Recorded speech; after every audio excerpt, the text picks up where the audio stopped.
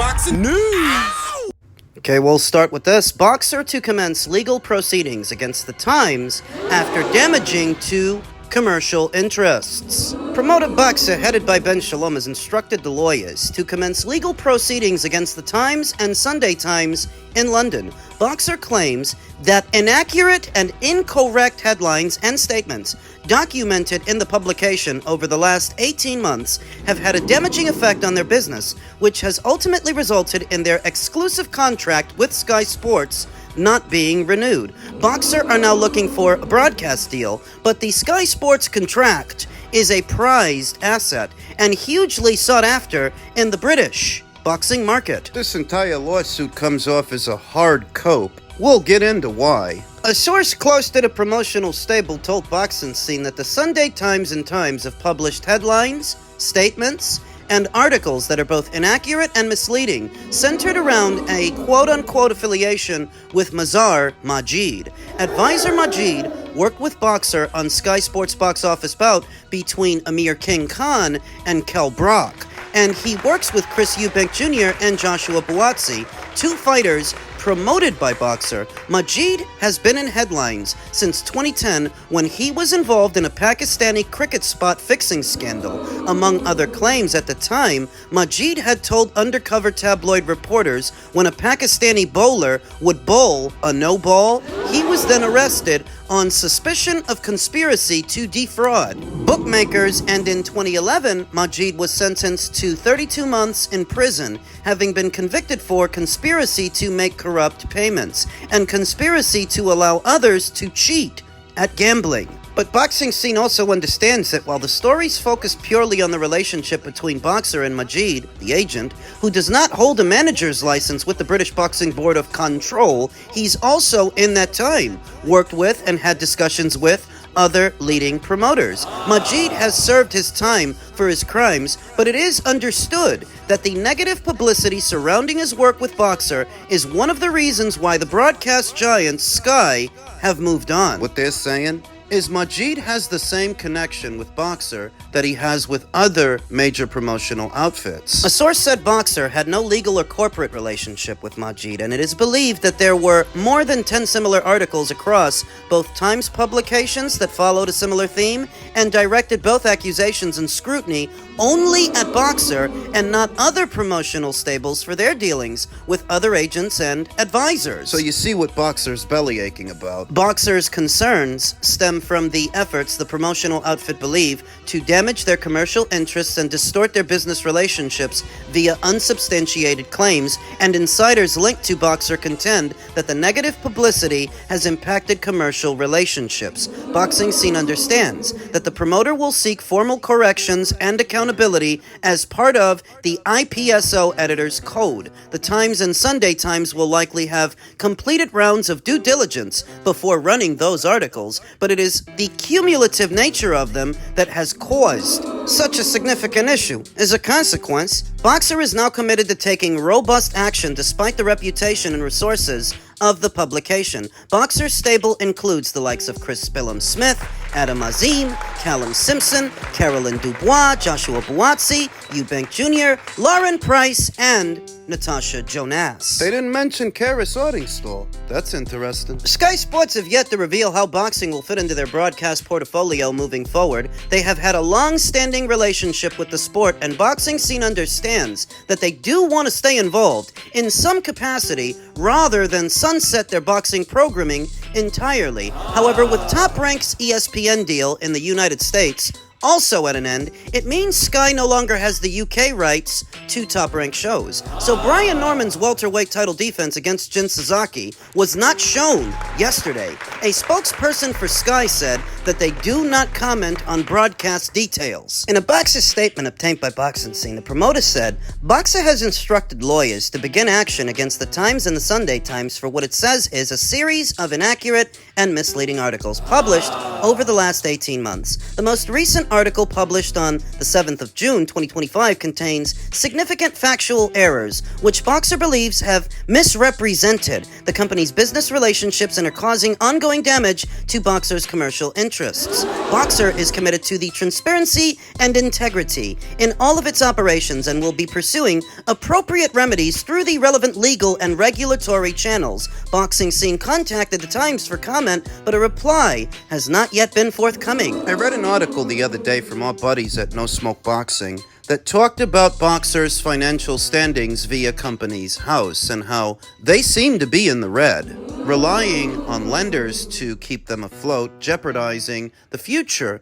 of the promotional outfit and its ability to keep it stable. So when you think about that, and you think about them suing the Times, they need money, trying to make a few bucks. So where this comes off as a hard cope from BOXXER is that it's rather hyperbolic to suggest that the only thing that costed you a renewed Sky contract was reporting at the Times and what they said about your relationship with Majid. At the end of the day, if BOXXER were delivering Sky the kind of metrics that Matchroom used to deliver them, Sky would have renewed, and they would have overlooked anything you may or may not have going on with Majid. I feel like the determining factor in Sky not renewing with BOXXER, it was the metrics. BOXXER always had an okay stable. Okay, it was alright, but a lot of those fighters were fighters they were developing. They were not yet, and are still not, big draws. So it's hard to replace the Matchroom stable with the BOXXER stable when the Matchroom stable has all the star power. Let's be honest, that's what Sky was hoping you could do for them. Replace Matchroom. Fill the void. But I've long maintained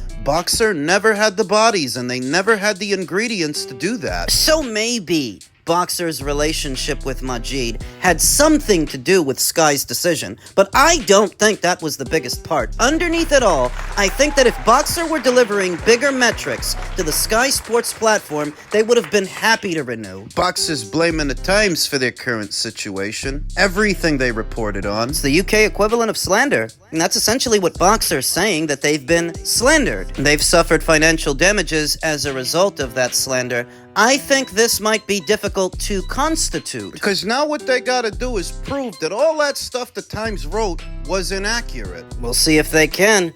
Elsewhere in the world of boxing, Jin Sazaki's vicious knockout defeat to Brian Norman Jr. epitomized the brutal reality of combat sports. Jin Sazaki was awake in a hospital bed Thursday night with no visible signs of brain damage. It appears to be positive news, but ask Sazaki how he ended up being stretchered in an ambulance to a local hospital, and he wouldn't have a clue. This is because Sasaki is reportedly suffering from around 6 weeks of memory loss. Not only can the Japanese welterweight not remember his brutal KO loss to Brian Norman on Thursday for the WBO title, but he also cannot recall anything that happened this past month or for the majority of May either. And I don't think that these reports are exaggerated. The left hook that connected on Jin, I mean, if you saw the knockout, that was one of the more brutal knockouts I've seen in recent memory. Jin was caught way out there, swinging too wide. At which point, Brian Norman, he cocked that left hand, landed that hook, and wiped Jin Sazaki's hard drive.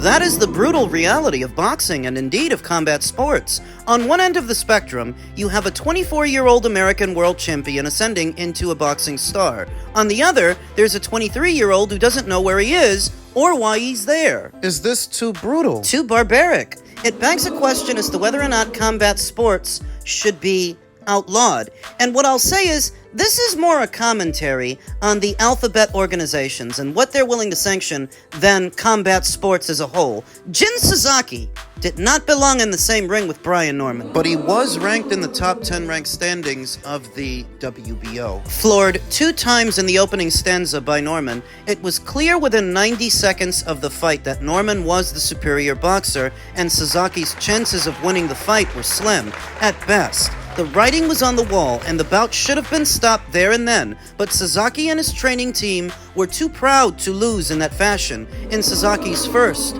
world title challenge in his home city of Tokyo. So do you think that the fight shouldn't have been sanctioned? You think that it shouldn't have happened? I think that the brutal nature of combat sports, boxing, in this instance, is a part of who we are as a people, and what we are as a species. 'Tis part of us. What happened to Jin Sasaki is an occupational hazard, but I wouldn't vilify all of combat sports for what happened. You could just as easily be injured being a cop. or a fireman. You could, but those are municipal jobs, whereas boxing? Boxing ain't that. Well, I'm not saying it is, but it is a reflection of who we are as a species and what we are as a people. Violence is inside of us. It's inside of you. You little bitch. Things are not all sunshine and rainbows in the animal kingdom. It does not exist devoid of violence, so why would we? We're part of that kingdom just as much as the lions, the tigers, and the bears. Now, where something like boxing separates us from the animals in the animal kingdom is boxing allows us to control that violence, channel it towards something positive, towards a goal. In a controlled environment. Boxing or no boxing, there will be violence. There will be death! To where you can't attribute all of society's woes to boxing being too brutal or too barbaric. Let me tell you something about life. It's not all sunshine and rainbows. Jin Sazaki continued to absorb heavy punishment from Norman. He nodded his head, acknowledging that Norman was hurting him with power punches, and even spoke to Norman during the action in round 3, imploring the champion to continue attempting to finish him with big shots, as Norman's current output wasn't enough to deter Sasaki from coming forward, or so he claimed. Norman continued to put a beating on Sasaki, landing heavy artillery to the challenger's face and visibly forcing him off his stance in round 5. However, it all came to a sensational end. Norman landed a devastating left hook that saw Sasaki's head concerningly thud onto the canvas, with the boxer flat on his back.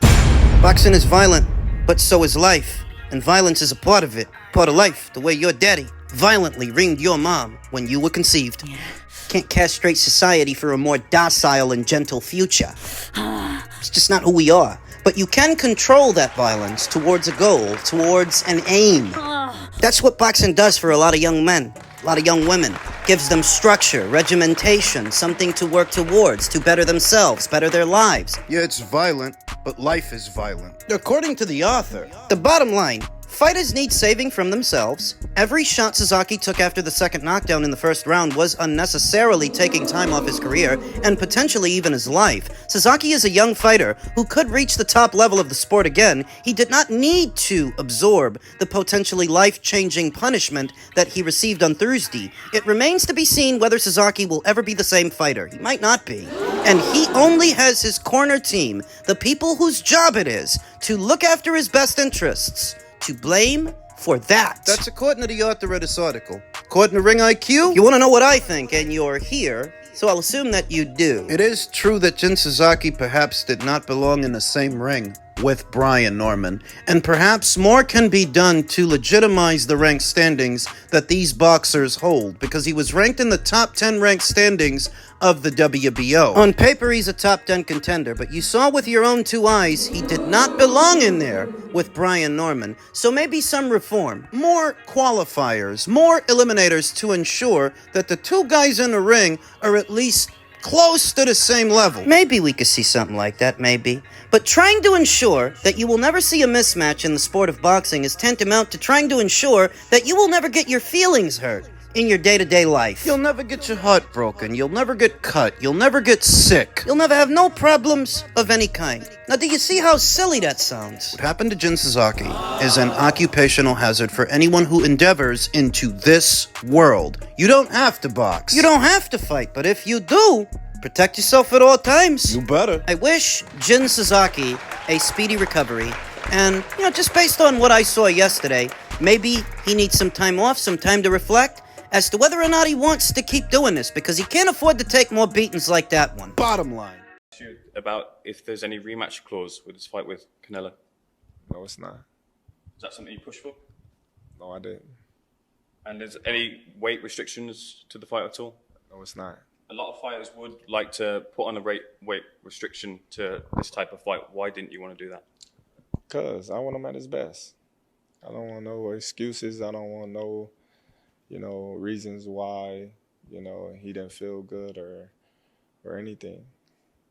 I want him at his best. That is a champion's mindset, champion's mentality you're listening to. How could Terrence Crawford still be hungry at 37 years old and having been a champion at 4 weights, undisputed in 2? Lineal in 3. How could he not yet be satisfied? How could he still want more? Ow. It's because for a number of years, a large section of the boxing community disparaged him, his body of work, every fighter that he fought, every champion that he beat, every belt that he unified, leading into the Errol Spence Jr. fight. What was supposed to prove that Terrence is just a manufactured top-rank hype job. Terrence proved the opposite, but even that was not enough to silence the critics, to silence the naysayers. All they resorted to after that was making excuses for Errol. In this situation, you can't make excuses for Canelo. That if Terrence Crawford wins, He would win at every conceivable disadvantage. He is older than Canelo, less active. new to the weight, no prior experience at super middle. He's still hungry. And that's why,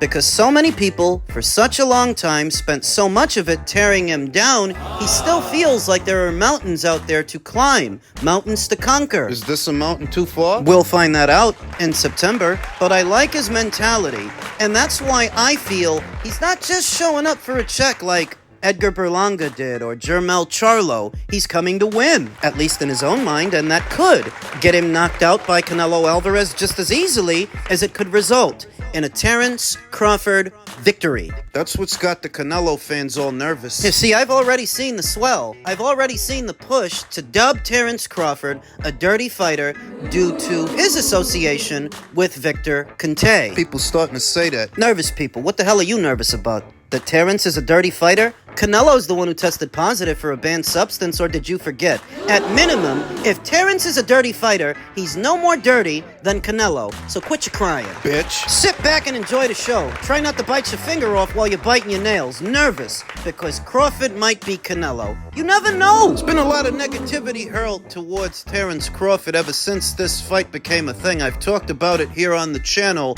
to no end, but I don't know what these people expect Canelo to do. Who do they expect him to fight if he's not going to fight David Benavidez? And he didn't go back to light heavyweight. He didn't have the rematch with Dimitri Bivol. Then who do you propose he fight? Because you guys have got a serious problem with this one. You got a serious problem with Terrence Crawford, seemingly, for no other reason than he's fighting Canelo. I think it's a good fight. I'm looking forward to it.